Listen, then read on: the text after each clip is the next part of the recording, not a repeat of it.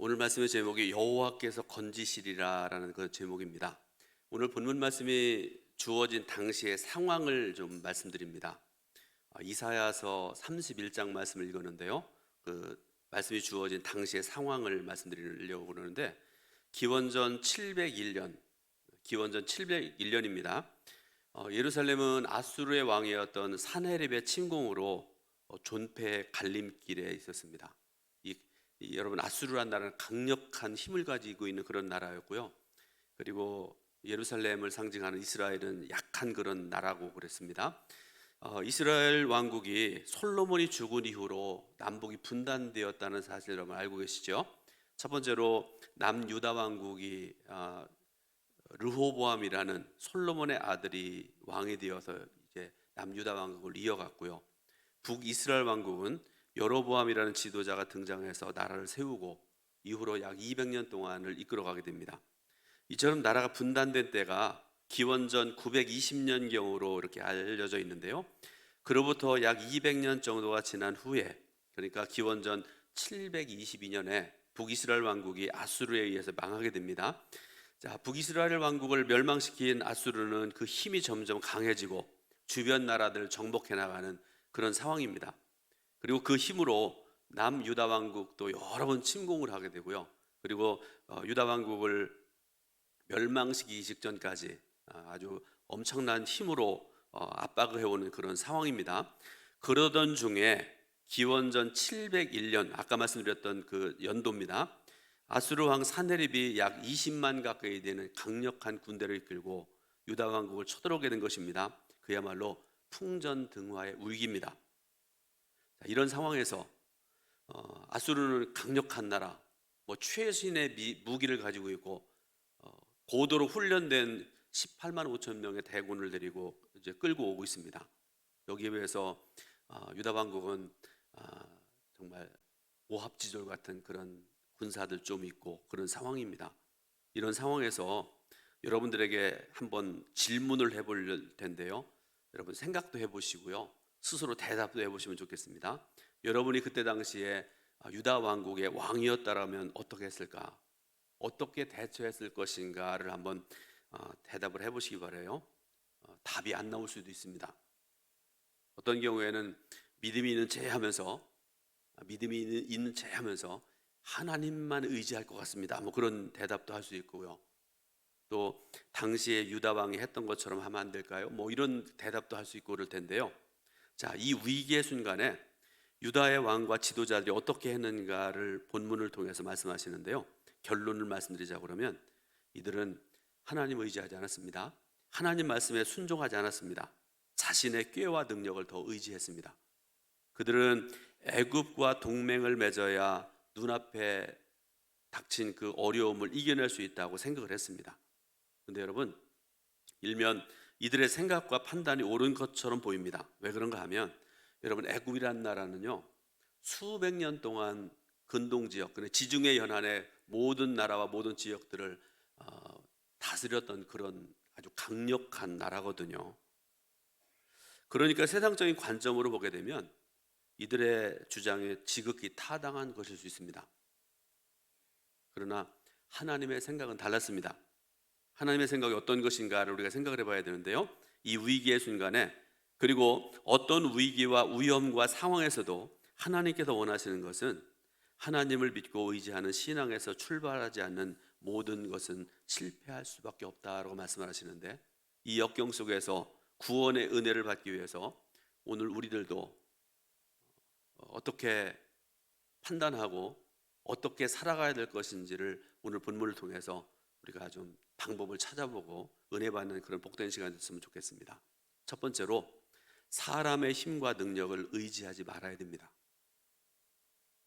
유다의 왕과 백성들 공고하게 보게 되면 이스라엘이라 이렇게 말씀하는데요, 정확하게 말하면 유다라는 말이 맞습니다. 아수르의 위협에서 벗어나는 유일한 방법이 애굽의 말과 병거와 마병의 도움을 받는 것이라고 확신을 했습니다.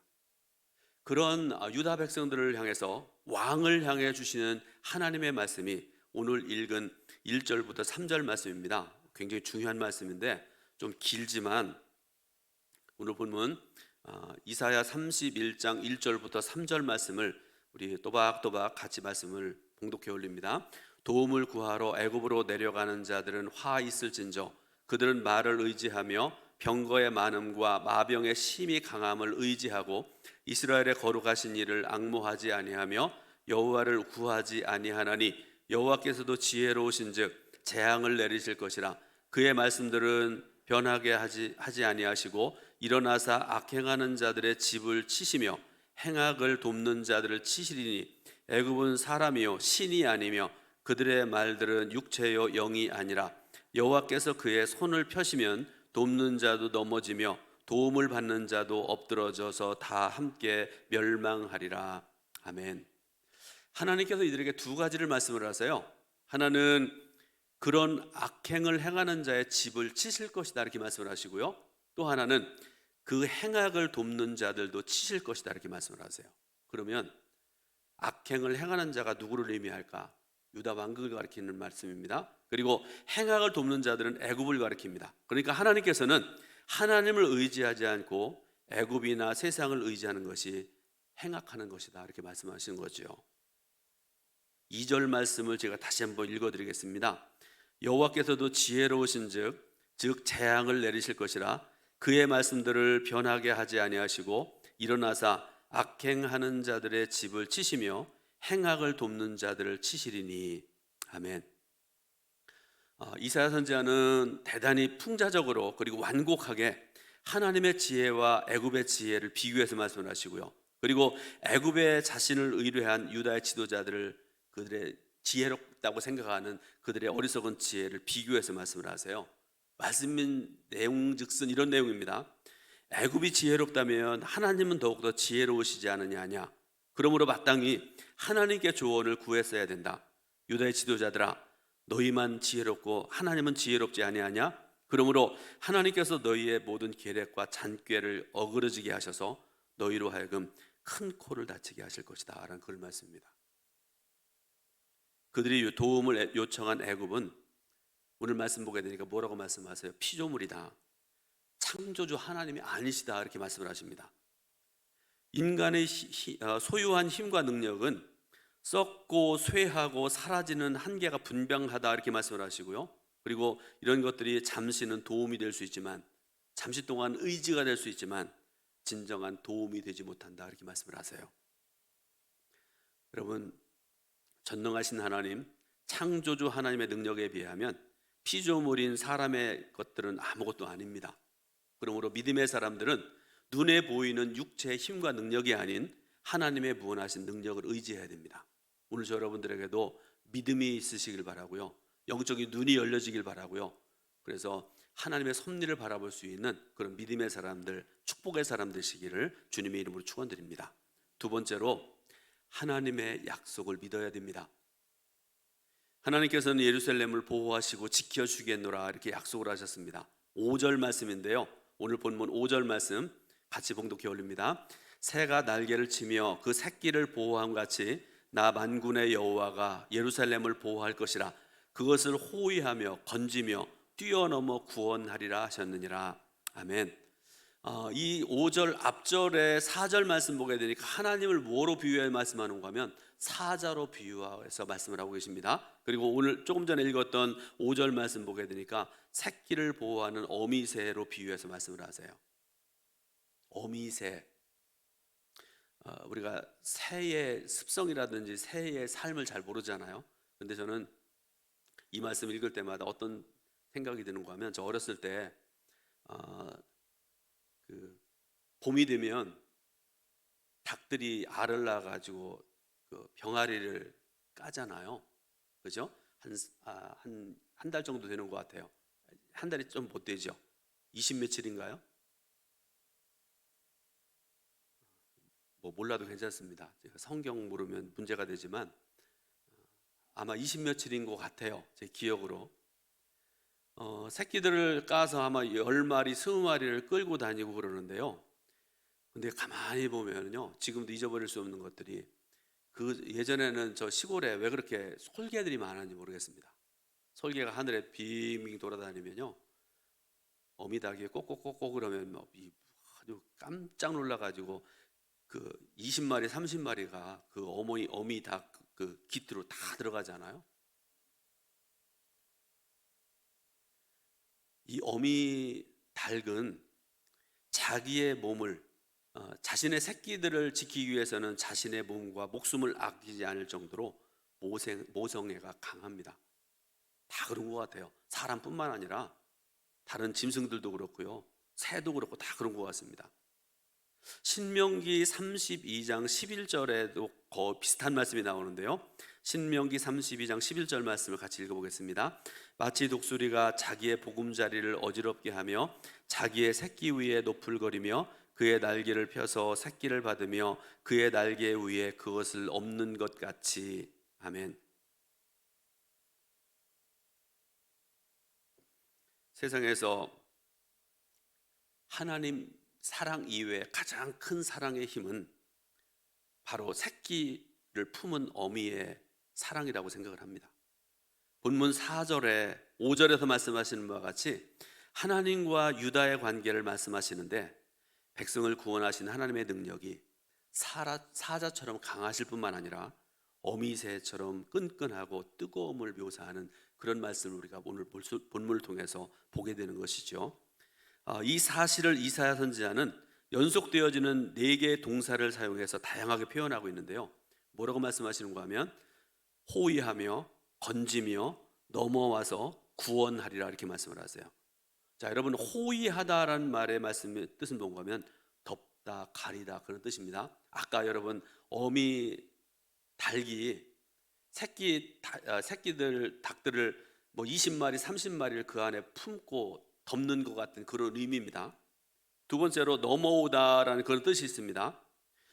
여러분, 이 말씀을 우리가 어떻게 해석을 하면 좋은가 하면 출애굽기 12장을 보게 되면 이스라엘이 애굽에서 출애굽할 때에 애굽의 바로가 굴복하지 않잖아요. 10번씩이나 계속 하나님께서 놀라운 능력을 베푸심에도 불구하고 9번째 재앙까지는 애굽의 바로가 굴복하는 듯 하다가 다시 완악해지고 그러잖아요. 마지막으로 하나님께서 칼을 뽑으시는데요, 당시 애굽에 있는 모든 첫것, 사람을 비롯해서 짐승의 첫것까지 다 죽이십니다. 그런데 그때에 하나님께서 이스라엘 백성들의 장자는 죽이지 않고 넘어갔다, 이렇게 말씀하시잖아요.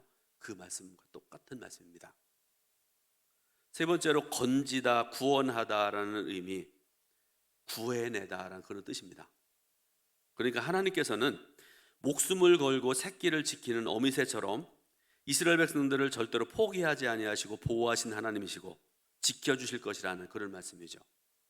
여러분, 예루살렘이라는 도시는요, 요즘도 제가 가끔씩 말씀드리는데 시온산 위에 세워진 거룩한 도시입니다. 그냥 일반적인 도시가 아니라 일반적인 수도가 아닙니다. 하나님께서 임재하시는 곳이기도 하고요, 약속의 도시이기도 합니다. 예루살렘은 하나님의 성읍입니다. 그 약속의 땅과 하나님께 속한 이 성읍은 하나님의 소유이기 때문에 그 성읍을 지키시기 위해서 하나님께서 끝까지 싸우시고 그들을 보호하시고 지키시는 하나님이다, 그런 말씀이죠. 그러므로 지금 우리가 해야 될 일이 무엇일까? 여러분, 믿음의 사람은요, 위기의 때에 세상 바라보지 말아야 돼요.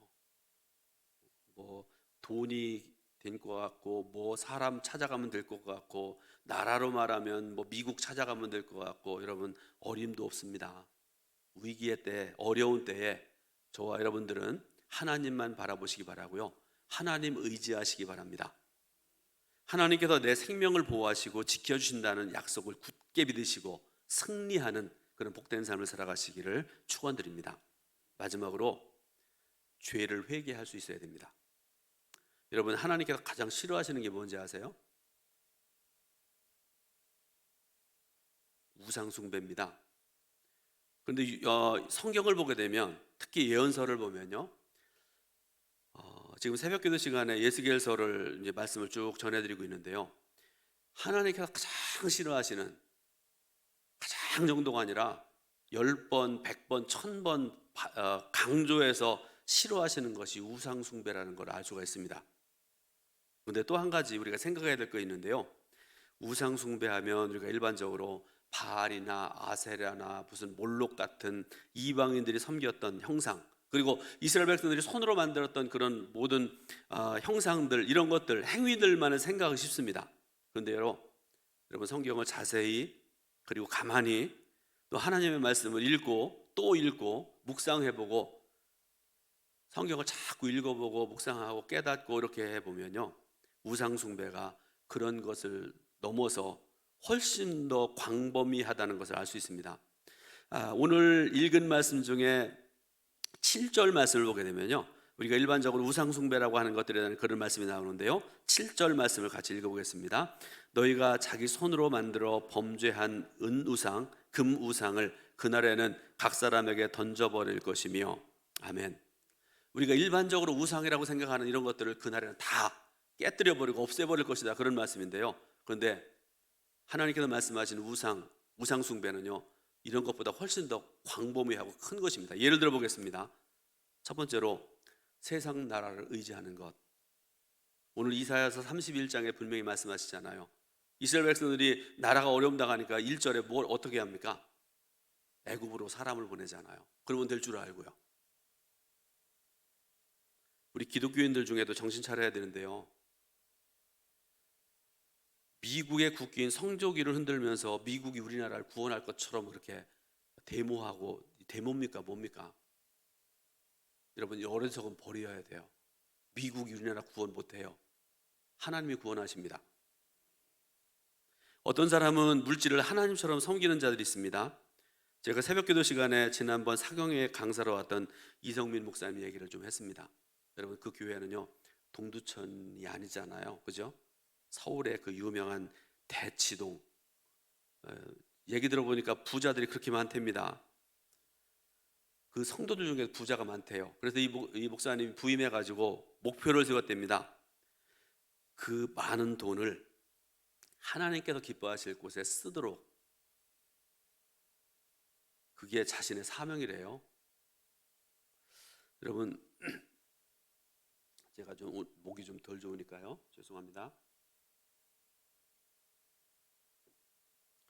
돈이라는 거는요, 쓰라고 주시는 것이지 모아서 쌓아두라고 주신 것 아닙니다. 돈은 자꾸 돌아가야 돼요. 돌고 돌고 돌고 그래야 돼요. 나한테 김서방한테 갔다, 김서방 이서방한테 갔다 그래야 됩니다. 쌓아두면 안 돼요. 지금 이제 소천하시는데 어느 권사님 두 분이 분쟁이 일어나가지고 제가 그것 때문에 경찰도 가고 은행에도 갔던 거 여러분 아세요? 제가 말씀 안 드렸었나요? 찾아가 보니까 방은 요것만한 데다가 막 이불 밑에다가 장판 밑에다가 뭐 10,000원짜리, 1,000원짜리, 5,000원짜리, 나중에는 5만 원짜리가 나오니까 그것들을 이렇게 넣었는데 다 찾아내니까 그게 970만 원 정도가 나왔어요, 돈이. 저한테 10,000원이라도 줄 줄 알았더니 안 주시더라고요. 어쨌든지 간에 그것 때문에 두 분 권사님 막 서로 막 다투기도 하고 경찰이 찾아오고 막 그랬던 그런 기억이 있습니다. 오래전에 있었던 일입니다. 얼마 전에 네팔 소망의 집에 조현경 선교사님이 저하고 카톡을 자주 하세요. 일주일에 한 서너 번씩은 문자를 보내시고 저도 기도합니다. 뭐 그러면서 이제 답장도 하고 그러고 지내고 있는데요. 얼마 전에 한 2주, 3주 전에 소식을 주셨는데 이런 말씀을 저한테 보내셨어요. 돈은 없고 쓸 데는 많고. 왜 그런가 하면 소망의 집에 애들이 지금 한 300명 정도를 애들 데려다가 먹이고 교육하고 다 하잖아요. 그리고 문자를 저한테 보내셨는데 제가 뭐 돈은 별로 없고 그러니까 제가 그랬습니다. 한국의 돈 많은 자들을 회개하게 하셔서 소망의 집에 헌금하게 하시기를 기도합니다. 그랬더니 금방 아멘 하는 답이 왔더라고요. 돈 많으신 성도 여러분, 주님을 위해 쓰시기 바랍니다. 또 어떤 사람들은요, 잘난 용모가 하나님인 줄 아는 사람들이 있어요. 어떤 사람들은 친구, 인간관계를 하나님처럼 여기는 사람도 있고요, 어떤 사람들은 명예 같은 것들을 하나님처럼 섬기는 들도 있습니다. 그런데 여러분, 분명한 사실은 하나님께서는 이 모든 것들을 크게 보면 우상숭배 범죄에 넣어서 말씀하시는 것을 볼 수가 있습니다. 오늘 본문에 두 나라, 그 애굽이라는 나라를 먼저 우리가 또 생각을 해봐야 되는데요. 아까 읽었던 말씀 다시 한번 읽어보겠습니다. 1절부터 3절 말씀, 애굽이라는 나라에 대해서 하나님께서 뭐라고 말씀하시는가요? 다시 한번 읽어보겠습니다. 도움을 구하러 애굽으로 내려가는 자들은 화 있을진저 그들은 말을 의지하며 병거의 많음과 마병의 심히 강함을 의지하고 이스라엘의 거룩하신 이를 앙모하지 아니하며 여호와를 구하지 아니하나니 여호와께서도 지혜로우신즉 재앙을 내리실 것이라. 그의 말씀들을 변하게 하지 아니하시고 일어나사 악행하는 자들의 집을 치시며 행악을 돕는 자들을 치시리니 애굽은 사람이요 신이 아니며 그들의 말들은 육체요 영이 아니라 여호와께서 그의 손들을 펴시면 돕는 자도 넘어지며 도움을 받는 자도 엎드러져서 다 함께 멸망하리라. 아멘. 당시에 유다 사람들이 그렇게 의지했던 애굽이라는 나라, 어떤 나라인가를 분명히 1절부터 3절에 말씀하시죠. 또 하나 본문에 나오는 아수르란 나라도 마찬가지입니다. 8절 말씀에 보게 되면요, 오늘 8절 말씀 또 읽어보겠습니다. 아수르는 칼에 엎드러질 것이나 사람의 칼로 말미암음이 아니겠고 칼에 삼켜질 것이나 사람의 칼로 말미암음이 아닐 것이며 그는 칼 앞에서 도망할 것이요 그의 장정들은 복역하는 자가 될 것이라. 아멘. 자, 똑같은 8절의 말씀을 현대인의 성경 번역으로 제가 읽어드리겠습니다. 여러분 8절 말씀 눈으로 보시면서 한번 들어보세요. 아시리아는 멸망할 것이나 사람의 칼이 아니라 여호와의 칼에 망하고 말 것이다.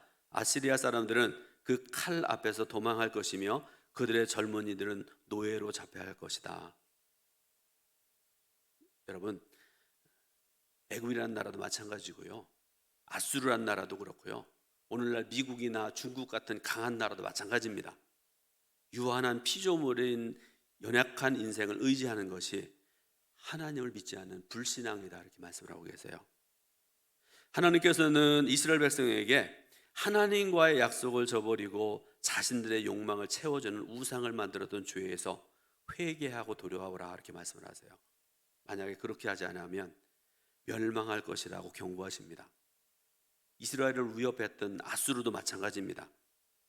그들이 당시에는 아무리 강력하고 힘 있는 나라라 할지라도, 그들에게 아무리 강한 반석과 승리의 깃발이 있다 할지라도 아무런 소용이 없다, 이렇게 말씀을 하고 계세요. 결론을 맺습니다. 이스라엘도 아수르도 오늘 우리들도 살 수 있는 방법은 오직 한 가지 방법밖에 없습니다. 죄를 회개하는 것입니다. 회개라는 말은 여러분 꼭 기억하시면 좋을 것 같아요. 우리가 회개라는 말을 잘 하는데 회개는 잘 안 하잖아요. 그죠? 회개라는 말은요, 히브리 말로 이런 것 정도는 외워두면 좋을 것 같아요. 슈브라고 그래요. 슈브. 한번 해볼까요? 슈브. 돌이키다, 그런 뜻입니다. 이 길이 죄의 길인데 죄의 길을 쭉 걸어가다가 회개한다는 말은 뭔가 하면 죄의 길을 돌이키다, 그게 바로 회개라는 말이라는 그런 말씀이죠. 하나님께로 돌아오는 것입니다. 하나님 말씀으로 돌아오는 것입니다. 믿으시길 바라고, 이 사는 역사가 여러분의 삶 속에서 특히 사순절 때 일어날 수 있기를 주님의 이름으로 축원드립니다. 기도하겠습니다. 하나님, 크신 은혜와 사랑 감사드립니다. 오늘 저녁에도 사모하는 믿음으로 주님 전에 나오게 하셔서 믿음으로 찬송하게 하시고 또 주시는 귀한 말씀을 듣게 하시니 진정으로 감사드립니다. 우리가 의지해야 할 대상은 애굽도 아니고 아수르도 아니고 세상의 물질도 아니고 오직 여호와 하나님뿐임을 저희들 말씀을 통해 들었습니다. 하나님께로 돌아오게 하시고 하나님 말씀으로 돌아와서 우리의 영이 살고 우리의 삶이 복되고 형통한 역사가 날마다 일어날 수 있도록 은혜와 귀하신 축복을 내려 주옵소서.